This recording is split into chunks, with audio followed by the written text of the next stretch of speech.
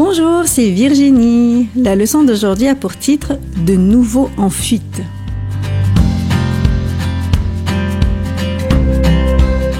Le verset à mémoriser se trouve dans Colossiens 3, versets 23 et 24. « Tout ce que vous faites, faites-le de bon cœur, sachant que vous recevrez du Seigneur l'héritage pour récompense. » As-tu déjà mangé au restaurant avec ta famille? Si oui, le service était-il satisfaisant? Tes parents ont-ils laissé un pourboire à la personne qui vous a servi? Ce serveur s'attendait-il à recevoir un pourboire? Quand tu rends service à quelqu'un, t'attends-tu à recevoir une récompense? 20 années avaient passé depuis que Jacob avait quitté son foyer et sa famille. Il avait travaillé 20 années pour son oncle Laban. À ce moment-là, Léa avait au moins 6 fils et une fille. Rachel n'avait qu'un fils, Joseph. Après la naissance de Joseph, Jacob avait demandé à Laban de le laisser retourner en Canaan.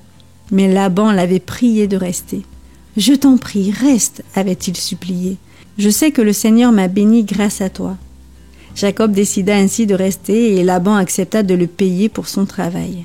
Toutes les brebis ou chèvres à la fourrure tachetée, mouchetée ou sombre appartiendraient à Jacob.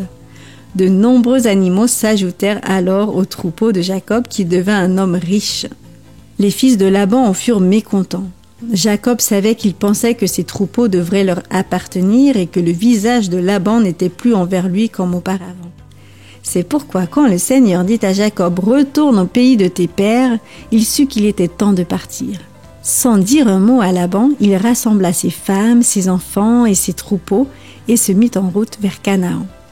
Après 3 jours, Laban apprit que Jacob était parti. Laban rassembla sa famille et se lança à sa poursuite. 7 jours plus tard, il rejoignit Jacob. Cette nuit-là, Dieu parla à Laban. « Fais attention à ce que tu diras à Jacob. » Le lendemain, Jacob aperçut Laban et ses hommes. Il fronça les sourcils alors qu'ils approchaient. Il savait que Laban serait mécontent de lui. « Pourquoi as-tu fui ainsi avec mes filles et mes petits-enfants » cria Laban. « Tu ne m'as même pas laissé l'occasion de les saluer. Tu sais que je pourrais te faire du mal. Mais la nuit dernière, Dieu m'a averti de ne pas te menacer. » Jacob répondit. « Je suis parti sans t'avertir parce que je pensais que tu essaierais de m'en empêcher ou de me prendre mes femmes et mes enfants. » « Laban, continua Jacob, j'ai travaillé fidèlement pour toi pendant 20 ans. Pendant tout ce temps, j'ai pris soin de ton bétail. Je ne me suis jamais plaint de mon travail et je l'ai accompli sous les plus intenses chaleurs comme dans les plus grands froids. J'ai travaillé 14 ans pour te payer ce que je te devais pour tes 2 filles. Pendant les 6 dernières années, j'ai travaillé pour gagner mon bétail. Durant cette période, tu as changé 10 fois mon salaire. Mais Dieu était avec moi. Tu m'aurais laissé partir les mains vides. Mais Dieu sait que j'ai travaillé dur pour toi. C'est pourquoi il t'a parlé cette nuit. »« Jacob, en un certain sens, tout ce que tu as vient de moi, répondit Laban aigrement. Ce sont mes filles et mes petits-enfants. Tes animaux sont issus de mes troupeaux. Mais il ne serait pas juste que je garde mes filles et leurs enfants. » La voix de Laban se radoucit. « Faisons un accord amiable, proposa-t-il. » Jacob accepta. Ainsi, les 2 familles amoncelèrent un grand tas de pierres. « Ces pierres serviront de témoins entre nous, déclara Laban.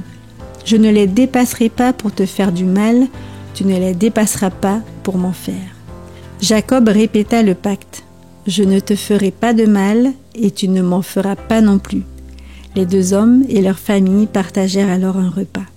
Tôt le lendemain matin, Laban embrassa ses filles et ses petits-enfants, puis il retourna chez lui. Jacob et sa famille se mirent en route vers Canaan. Pendant des années, cet endroit fut appelé Mispa, ce qui signifie « lieu de bénédiction », car c'est là que Laban avait dit à Jacob « Que l'Éternel veille sur toi et sur moi, quand nous nous serons l'un et l'autre perdus de vue. » Jacob servit Laban pendant longtemps, même si celui-ci ne le traitait pas loyalement. Dieu a récompensé sa fidélité dans le travail. De la même façon, nous pouvons décider de bien travailler et d'être fidèles. C'est Dieu qui s'occupera de notre récompense.